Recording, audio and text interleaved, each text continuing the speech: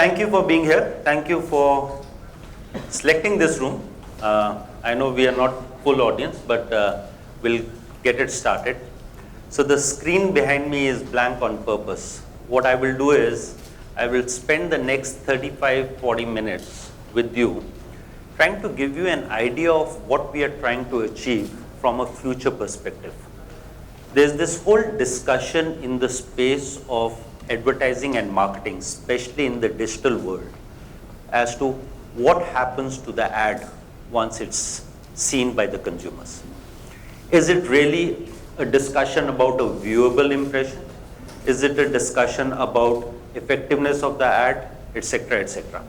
What we've realized is with mobile, over the last 5-7 years that we've been working on it, we've tried to work out the effectiveness of dollars spent on mobile. While we were doing that, there was this challenge about attribution that is aligned with any dollar spent.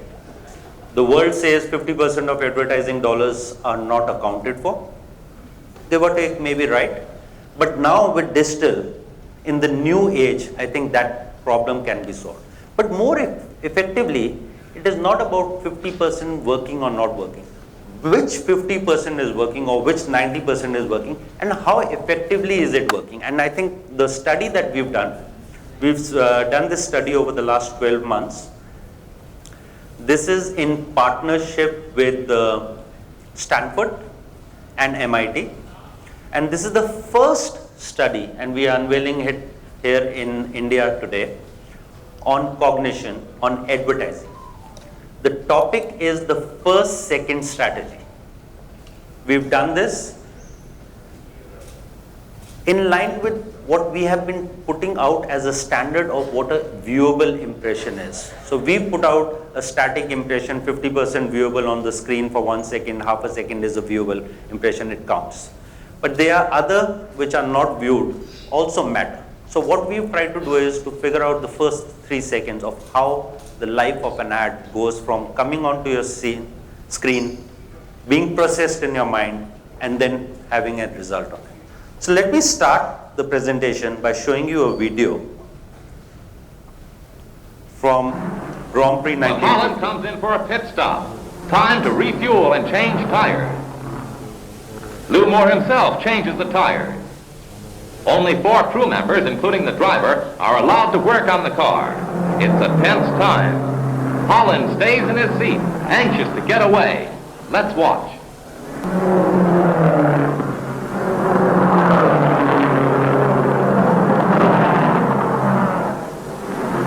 The tires are changed at last. A crewman polishes the windshield as Holland moves away just 67 seconds after he stopped. So not very long back, 67 seconds was the norm for changing tires in a Grand Prix. Let me show you what happens today.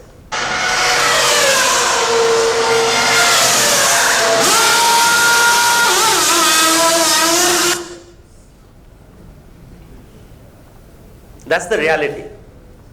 That's evolution. That's speed, whatever we may call. These two videos showcase something which is very different.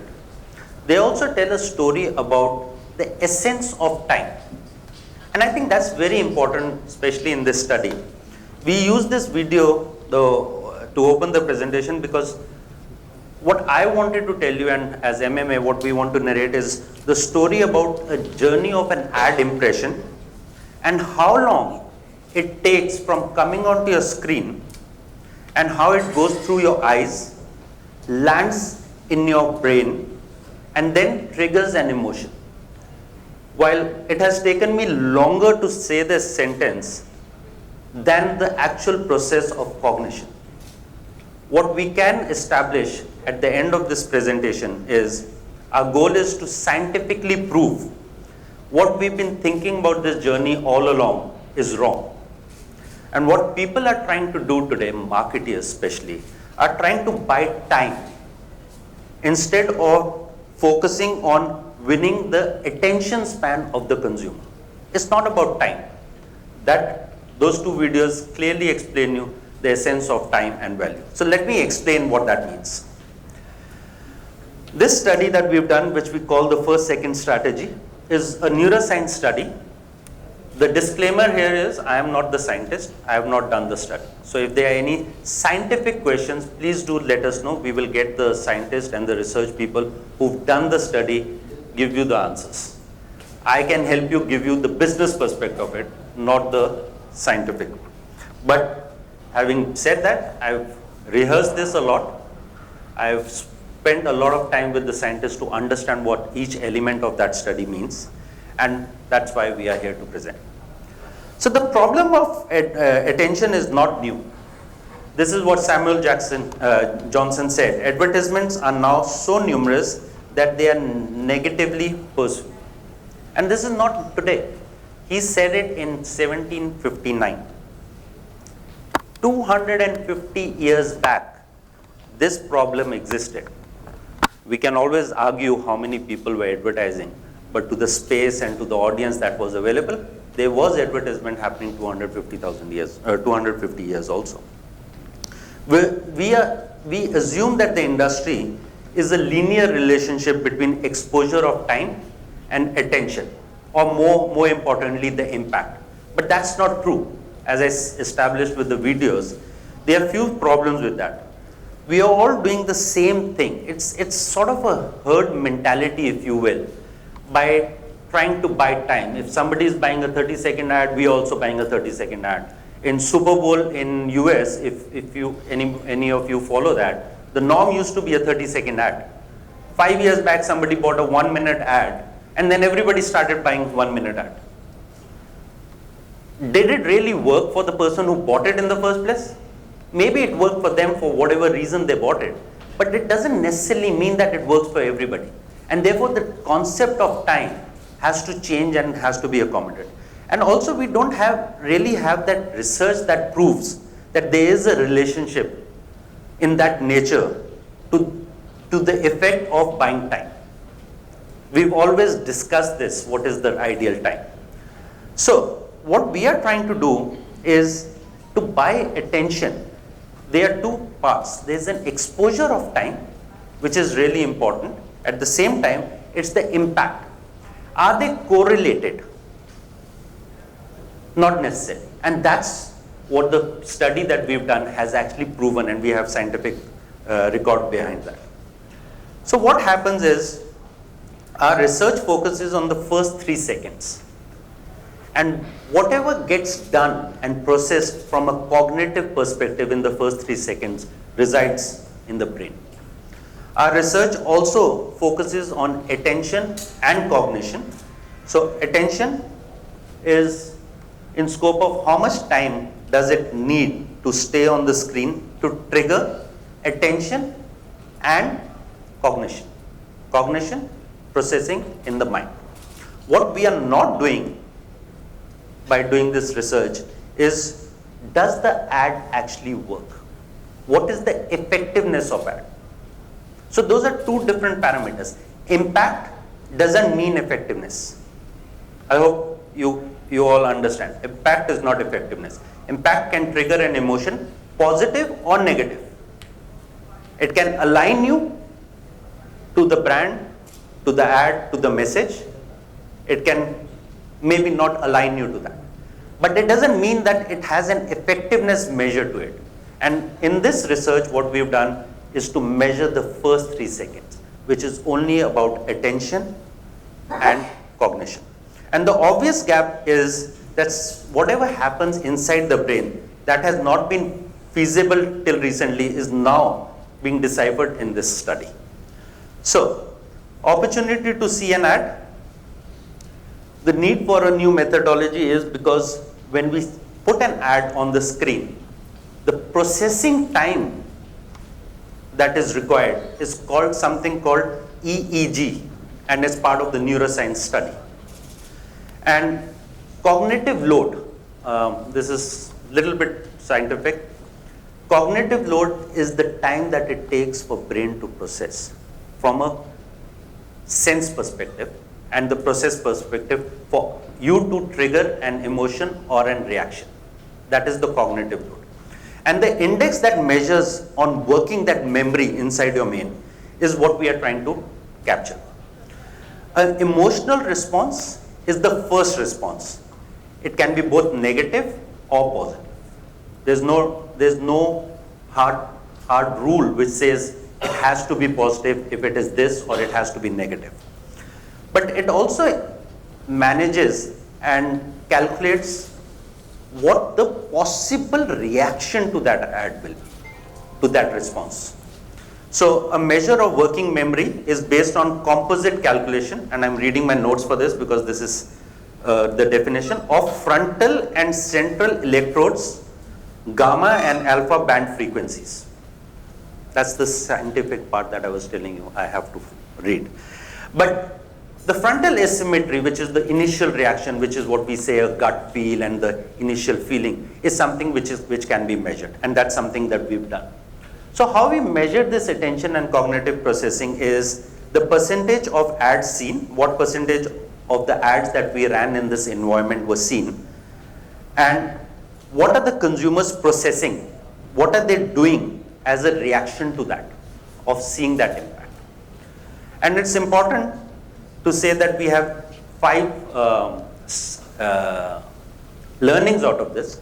But before I go to the learnings, this study is actually done in 3 phases. I just want to tell you. The phase 1 is with ARF, which is the organization which does the methodology review for all neuroscience studies, etc. Phase 2 will be analysis and interpretations of the effectiveness of this, and phase 3 will be anonymized data, which will be followed up with analysis of replication of some of these studies across markets, across brands, across this thing. So we work with a few different brands. We've done it in a closed environment, A/B testing, and we've also done it in an open environment. So let me share quickly what those 5 learnings are that we've established out of this. The first is cognition is fast. The human brain needs less than half a second to engage with advertising. And also we did it mostly in the news, in the feed environment, also in the mobile. And to trigger a reaction. And this is really big. Less than half a second is what we are saying. In certain cases is 0.3 of a second. Is all that it takes in a blink of your eye that you can actually trigger an emotion on an ad or anything else.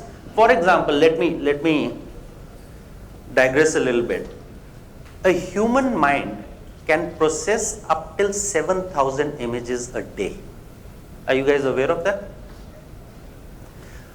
A human mind can retain about 700 of those images at the broad level, may not be able to recollect.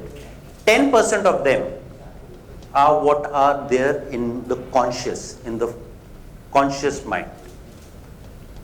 And 10% of that you can remember at any point in time. That's the power of the brain. For example, if you guys, it's 11:30 or 12 o'clock right now, you guys woke up in the morning, took the bus, train, car, came here, you may have already processed 1,000 images. If you were to close your eye, you can figure out what was the hoarding on the bus stop. It was a glancing drive, right? But you can still figure out the hoarding. You can still figure out the beggar on the street. You can still figure out the guy who was honking in front of you and what the color of that car is. You did not pay attention to it, but you captured that image. That's cognition. How you capture and how quickly. And if you've seen that person or the beggar on the street or the beggar on the street could have triggered an emotion of empathy. The guy who was honking in front of you could have triggered an emotion of anger. The hoarding could have triggered a emotion of pleasantness, if you will. We all did that in the time that we got here. But did we realize? Did somebody capture that? Not really. It can all be captured. We've all tried to capture that. So as we said, cognition is fast. So more than 67% of the ads that we tested were seen at 0.04 seconds. So you see how quickly ads get recognized in the environment. and then it starts to plateau. Doesn't matter how much time there is. So the ad, which was 3-second ad, which we presented, it was part of the 6-second ad, but the 3-second, if you were to see the measurement of the 3-second, the brain processed the ad, 67% of the ads were processed within 0.4 seconds. If you see the 1 second mark, 85% of the ads were processed in your mind at a cognition level in less than 1 second. And then it's a plateau.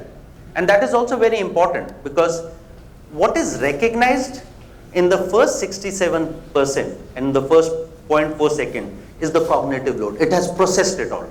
And then starts the impact, reaction, whatever we may call it. So the ads in the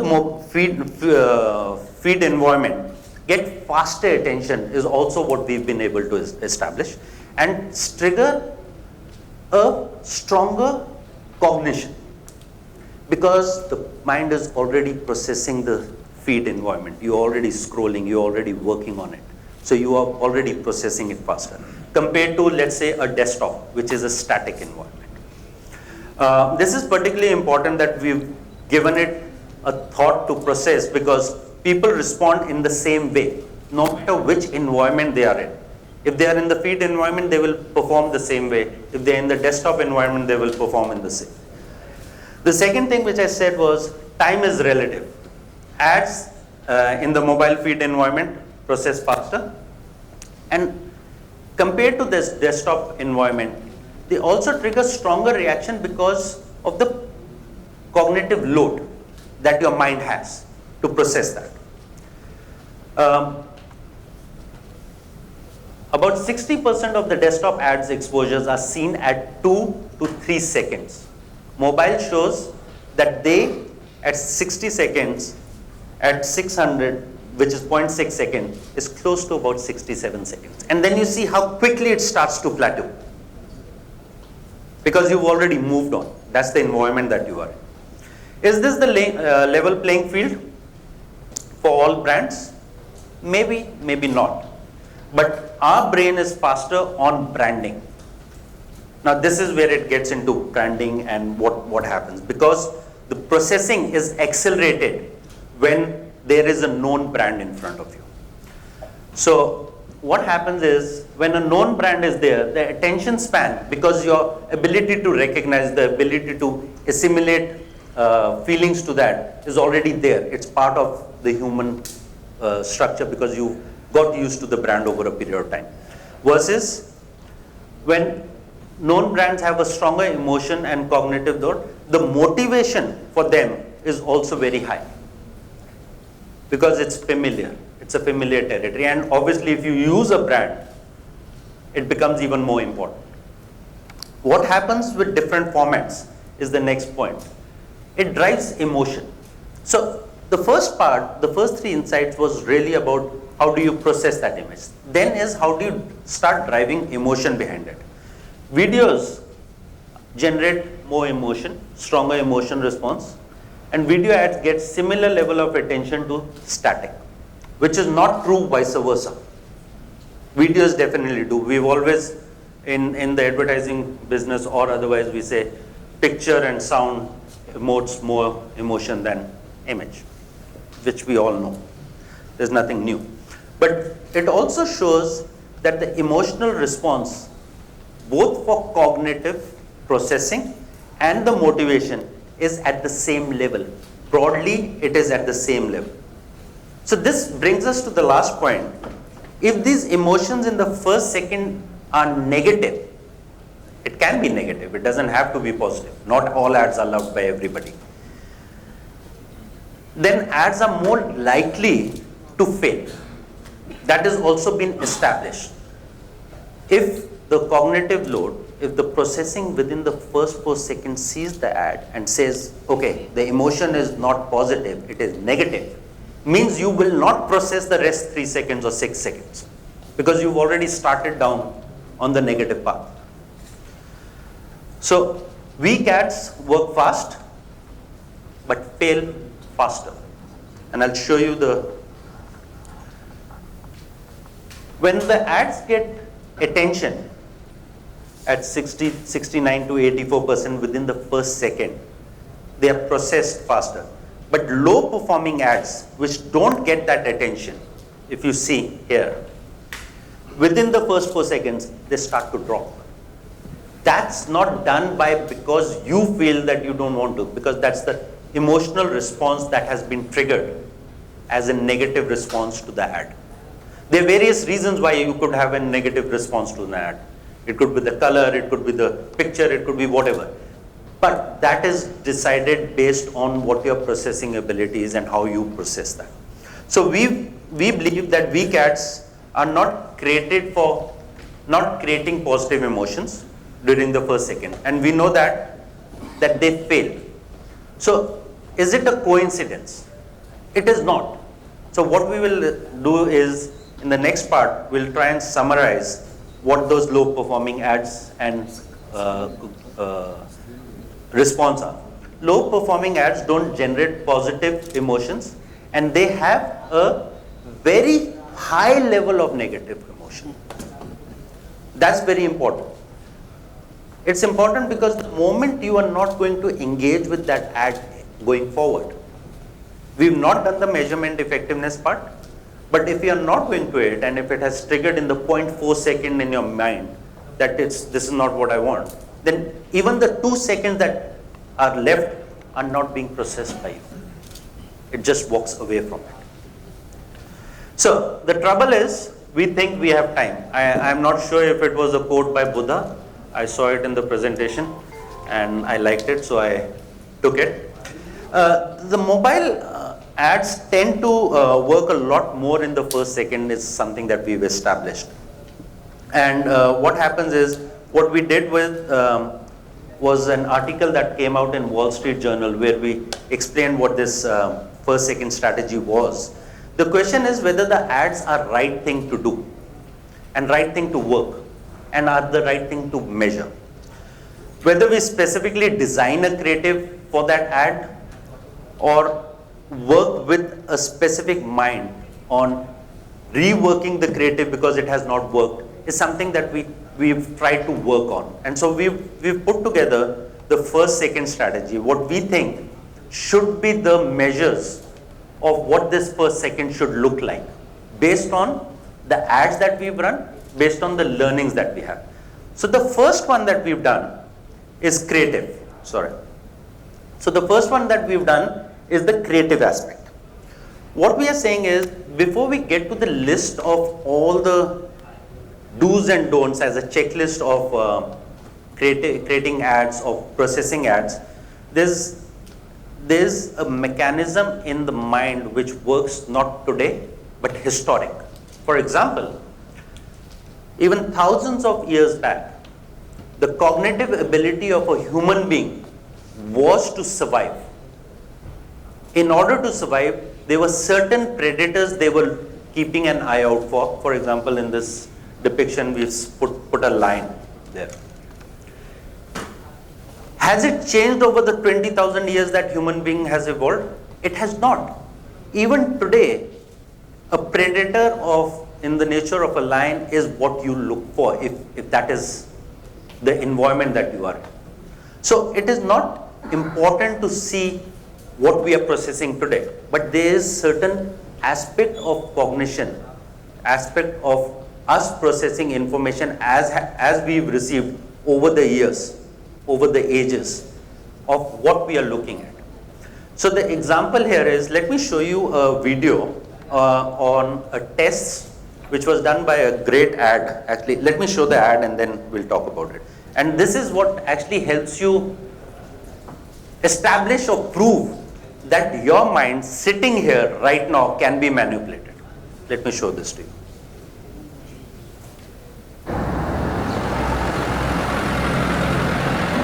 To test just how much attention the attention-stealing design of the new Skoda Fabia actually steals, we left one parked on this ordinary road in West London. We wanted to see if its sharp crystalline shapes, bold lines and lower, wider profile would attract the desired level of attention. Will the 17-inch black alloy wheels stop passers-by in their tracks? Will the angular headlights attract the attention of other road users? Will a crowd gather to check out its fresh, sporty look? Well, not quite. But did the attention-stealing design distract you from noticing that the entire street has been changing right before your very eyes? Don't believe us? Have another look. Did you spot the van changing to a taxi? How about the scooter changing to a pair of bicycles? Or the lady holding a pig? Let alone the fact that the entire street is now completely different. Didn't think so. So there we have it. Proof that the new Skoda Fabia is truly attention-stealing. Real time. How many of you actually observed the change? Raise your hands. 2 people. Towards the end. Throughout the video? Partially, yeah. It does matter. What you are tuned to see. In this case, just because the voiceover initially told you to observe Skoda, you were only observing Skoda. Nothing around it. And there was a lot happening around it. That's how your mind was processing it. So the checklist here is, what we want to share is a few examples of what those creatives look like. And on the screen, when the examples come up, what we will show you is how a blur image, for example in this case, can trigger a stronger emotion because you are trying to process it harder. Because it's not clear, you are now trying to process it as to what this is. It's actually it's a vegetable. If you look at it carefully, you are trying to process it. So what you're doing is you're spending more time to do that. It processes attention, faster attention. During this phase, the ads are seen mostly as a blur, but can trigger an emotional response due to color and composition. So the other thing which is very important is colors matter. We all know this. This particular slide I will not present in China though. Red is not the color, or green is not the color for life and health here. But it matters. Because they were red and green, red emotes love and passion, green emotes life and health. It attracts you to that. So if there is something that is on your ad from a creative perspective, which is red and green, these are the 2 emotions that you can expect. Doesn't mean that you only have to do everything in red and green. Whatever color has, whatever affiliation of the emotion you want to trigger, can be. It has been proven in the first 10 to 100 milliseconds.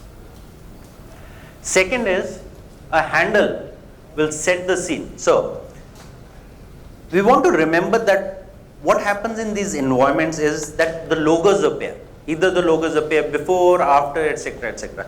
But if it appears beforehand, like in this case, Jasper's Market, it primes the viewers to start processing what to expect. Because if you know the brand Prime's Market, or if you know Reliance Store, or if you know Coca-Cola, you automatically start processing what to expect. And that grabs attention. So this age-old thing of 15 seconds of commercial before the product is shown, and then another 10 seconds, and then the brand is shown, maybe not ideal. Maybe it worked when we didn't have this research, or when we didn't have scientific proof of what it is. But what this says is that the handle that recognizes the brand evokes more emotion. Third is an ad that balances between visual elements. So in this ad, what you will see is contrast, angles, colors. Overall, the ad is visually silent. The salient features of this ad is not about what is there on the ad, but on the other hand, it is an example of a tall building but with sharp contours, which is where your attention is grabbed. And the second piece that will grab your attention on this is the pig Olivia, because of the red color. So there's another way to measure what it is. So net in balancing between different objects within a screen, within an ad, you shouldn't be random. It has to be effectively coordinated. In this case, it is sharp angles and the contours with the color. So that there's a combination of those. It could be something different, but what we are trying to establish is there's definitely a coordination effort between the two. So the contrast, the angles, the color composition, and the picture density. More contrast and density is better, but there are trade-offs. The trade-offs could be about not getting attention to this, but getting attention to the pic, depending on your mind, how you are processing it. The second thing is the item complexity. So item complexity means if there are more items, more complex images, they will be processed slowly. It will take you that much more time to understand what is there on the screen. But it takes increased attention, as was the case with the blur ad. Because you are trying to figure that out. Here also, you are trying to figure that out. So it takes you increased attention. The processing takes little longer, whether it's 0.2 seconds longer to 0.6 seconds longer, but possibly at the cost of attention is the reaction, because you are not generating the reaction as quickly. So there are trade-offs that can be made here. But compare that to a platform complexity. If it is a clean feed like this, where is the gaze going? So we spoke about colors, we spoke about density, we spoke about reaction. So if you see, this is the actual result of the same ad in a very simple platform as to where the attention was, at the darkest area possible. You can't figure out what is there, but that's where you are putting all your effort to figure out what it is.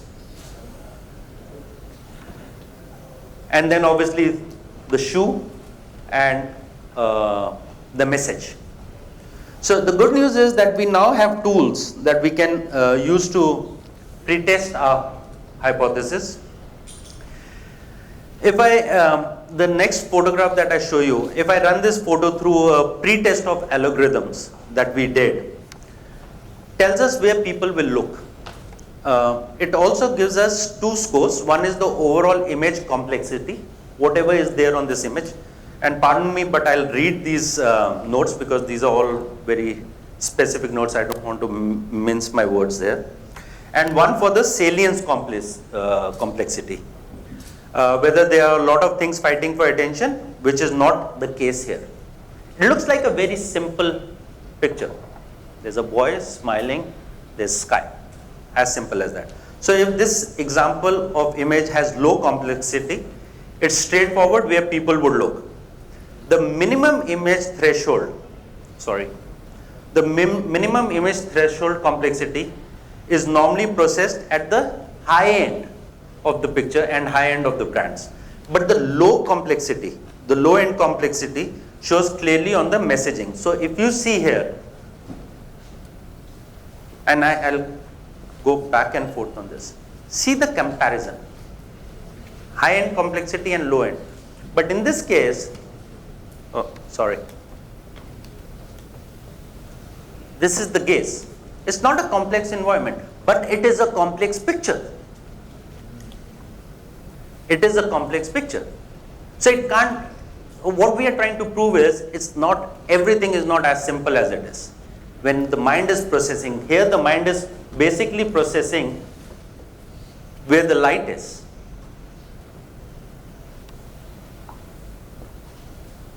In a very simple, this is not brand related, this is just a picture which was measured. So low complexity, but the salience feature was lower because it's not a very complex picture. So humans respond very strongly to human faces, body parts, and even icons and other things which we've established. Even incomplete pictures draw attention. Studies show that symmetric figures of faces get more attention. So what you will see here is, these are the images that drew more attention and compared to This one, which was a more complex picture, which had only part of the face showing, versus a fully symmetric picture, which had, again, compared to the first one, drew more attention. Good attention, not so good, the best attention. That's how the human minds are conditioned, that's how they process. So even the gaze of the direction matters. And let me share. This is demanding attention and this is directing attention. Basically what it means is, if this is the way your ad is, what are you trying to get the consumers to react to? If this was an ad about the puppies, let's say, you want them to look at the puppies, not the messenger, which in this case is the mother of the dogs or whatever. And in this case, because you are demanding their attention, you are looking at it from a messaging perspective. Now, the gaze of direction, as I said, in this particular ad, just to give you a comparison, straight looking at you, your gaze goes there. But in that ad, where the cornea of the eye is looking at the branding, you see how different the cognition is? The only thing different between these two pictures is the placement of the cornea in the ad. And see the reaction of the consumers. 50% of the reaction here was on this branding. Small thing, very important. So to summarize, I have a list of decisions that we have already made and recommended in our creative piece, mostly without going into in depth on each and every creative, etc. These are the creatives that we worked on an environment which we believe will be helpful. As I said, this is a study which we've done. Phase 2 of this will come. This is more about how important that first second is. And I think with this study, it is well established that the first and second matters. So if anybody tells you as a marketer or anybody tells you as an agency, we are working on this, we are working on that, please focus on that first second. It really drives 2/3 of the attention span of the consumer and triggers the emotions and triggers the response, likely response, as a reaction from there. So it's critical. So here are some of the things that we want to share in a split, in a second, if you will, which we believe will help you make conscious and informed decisions. So this is the creative checklist. This presentation will be available to all. If you want, you can ask us for it. And if you have any questions, as I said, scientific questions, not to me, business questions I'll be able to address, but we can definitely get you to speak to the scientist who actually did this. And this is just the beginning. How we use colors, how we use contrast and angles, use motion, and making the first frames of the video count. These are some of the checklists that you should definitely look at when you are looking at creating ads, static or video. And what you should be asking yourself is, we have only 1 second. And if that was the only second you had, what impression would you want to make at the beginning?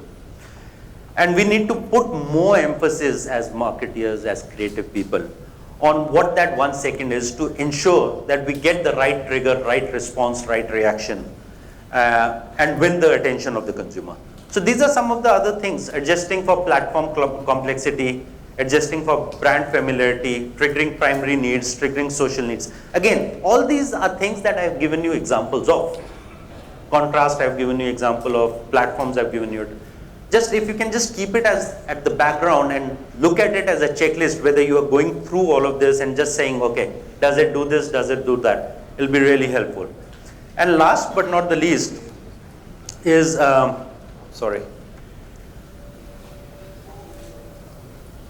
we need to win attention instead of time. That's what I started the entire presentation with. Time is relative. And I think we have been buying time, and that's a wrong metrics for advertising. From a media perspective, it makes sense. People want to sell it. That's how people have a currency behind it. But from an impact, cognition, effectiveness perspective, we need to start thinking. We need to rethink the whole thing. And as MMA, our ambition and our effort is to really help the industry rethink what this is. I think this is a lovely step that we've done. All credit to the research team to put this together. But this is just the beginning in our view. There's a lot more that is going to happen. Quantifying the value of high velocity impressions, we need to definitely establish what that really means. How does it start to plateau? How does the law of diminishing returns starts to happen? But that only happens in effectiveness, which is the part 2 that we are talking about, the phase 2. And last but not the least, push for new buying tools. I think pushing for new buying tools is also very important because the currency in the measurement sector that we've been talking about has really not been established to cater to the needs that will emerge as we move. So, just to remind you, remember the 67-second ad, and you saw this. Time is relative. Cognition is really important, and what you do in the first second matters. Thank you so much.